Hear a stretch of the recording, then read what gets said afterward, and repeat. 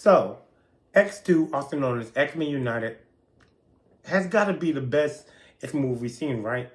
It's a great movie with a great story that comes from a great graphic novel, has great acting, great sequences, and great scenes, such as the attack on the White House, Storm's debut of power with the tornado jets, and, in my opinion, Jean's dying monologue.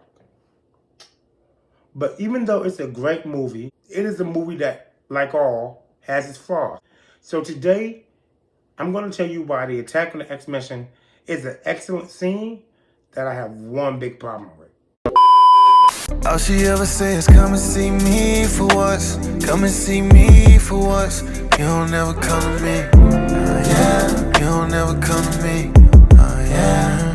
All she ever says, come and see me for once. Come and see me for once. You don't ever come to me. Yeah. Okay. So before we start, let me get out the way that this is my favorite X-Men movie ever, right? And besides the points I make in this video about this scene, I think it's one of the best scenes in the movie. I'm not gonna lie, I think it's one of the best scenes in the movie. It's one of my favorite action scenes for X-Men related media. However, there is a big problem with the scene conceptually, because while it is called the attack on the X-Men, it should be the battle on the X-Men, right? But unfortunately, we didn't get a battle. We had a raid, a break-in, a robbery gone wrong. And while Google has many definitions of attack, the overall consensus is to take aggressive action against a place or person or thing. And sadly but truly, that's what the attack on the X-Men was. The Purifiers breaking into the X-Men to take action against the mutants to injure them, subdue them, while they also took pieces apart for their own cerebrum. While a battle, according to Google, is an occurrence of combat and warfare between opposing military units of any number or size. And while you got the Purifiers who were military soldiers, yeah, the overall view of the mutants were a military force. You have kids trained to use their powers. Unfortunately, that's the problem. They weren't using their powers. Overall, ever since the X-Men have debuted in the 1960s, there was two purposes to the X-Men. One, to give mutants protection. Yeah, I get that Jean Grey was off with Storm somewhere looking for Nightcrawler. And Professor Xavier is with Cyclops in space talking to Magneto. But are you telling me besides those two telepaths, there are no other telepaths in the X-Men? I mean, we know there's other mutants because 2 movies later, we get X-Men Origins, which is supposedly supposed to take place before X-Men 1. So we know there's mutants like Emma Frost and other mutants. And even if you worry about the whole timeline, we know that Emma Frost is still there. So maybe she's not part of the timeline yet. Maybe she's still a bad guy. Fine. But are you telling me there's no other person who can have heightened senses like Wolverine, or who can sense pheromones, or have an innate feeling when something's about to go wrong, or some other type of sensing power? Just like you debuted or gave a little cameo appearance to Siren, you could have done that to other mutants. Because when we see Stryker's files, we know that Karma, who is a telepath, is in the files. Karma debuted in 1980. This movie was in 2003. So you could have used Karma. We know that Wild Thing was there in the files. We know that Pharaoh was there in the files. So again, you could have had little cameos appearances of other mutants to say, hey, there are other mutants here, to make it more realistic of, one, that all the mutants don't look human. That's always been a problem I have with the X-Men movies. 2, it wasn't that easy to get into the X-Men. They had to go through some type of protocol. And 3, so there was some type of fight, which is number 2. The main other reason for the X Institute was to teach mutant kids how to fight and use their powers. So why was nobody except Wolverine and Colossus fighting? You have Iceman hiding, Pyro running, Rogue running, Simon just sitting there, screaming.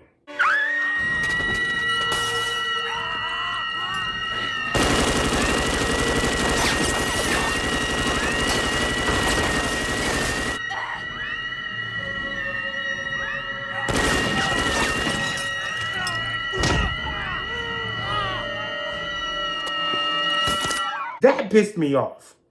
If her powers are anything like her dad, she can use them defensively or offensively. So why the hell is she just sitting there screaming? Even if she's sitting there screaming, the other purifiers are disoriented well enough where she could be screaming and running. You have Shadowcat facing through the floor, the bed, and the walls, running away, not worried about nobody else. And I know people are probably going to retort and be like, Kelvin, they're just kids. Let's start with that. One,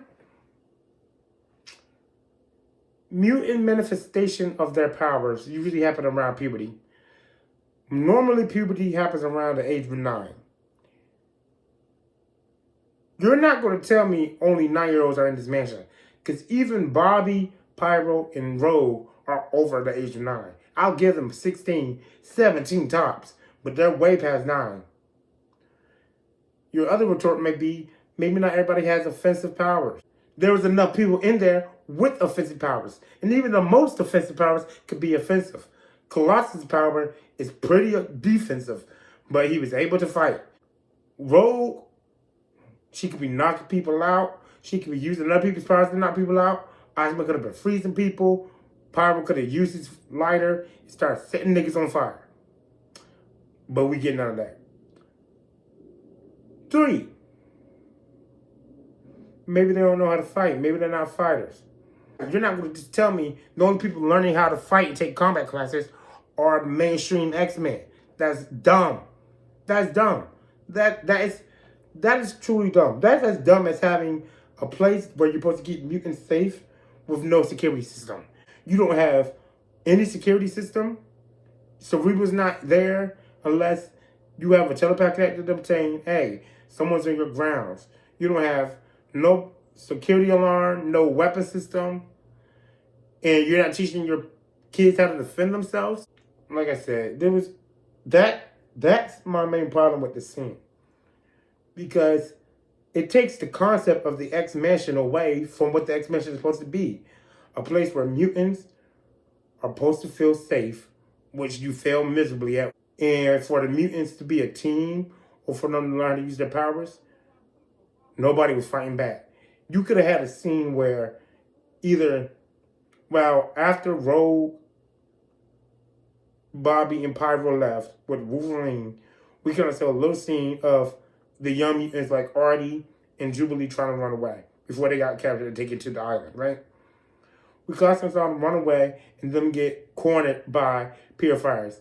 And Jubilee decides to shoot some firecrackers, but it's not powerful enough, or she gets bombarded with darts. At least she tried to fight back. You could have had a scene where Shadowcat used her phasing for the bullets to go through her to another person. So yeah, Brian screwed the pooch on this one. I'm not mad, because like I said, it's my favorite movie, X-Men wise. You had some great movies. You did some great works. Not a great guy, but he said some great works. But this is a chance for Marvel to learn, like, if we want to do an attack, let's make it realistic where, hey, these people aren't able to break in as easily as they think they can. Or the mutants are fighting back. Hey, the mutants are the most powerful species. They're the next step in human evolution. Let's show them why. But yeah, y'all know what it is. Until next time, deuces.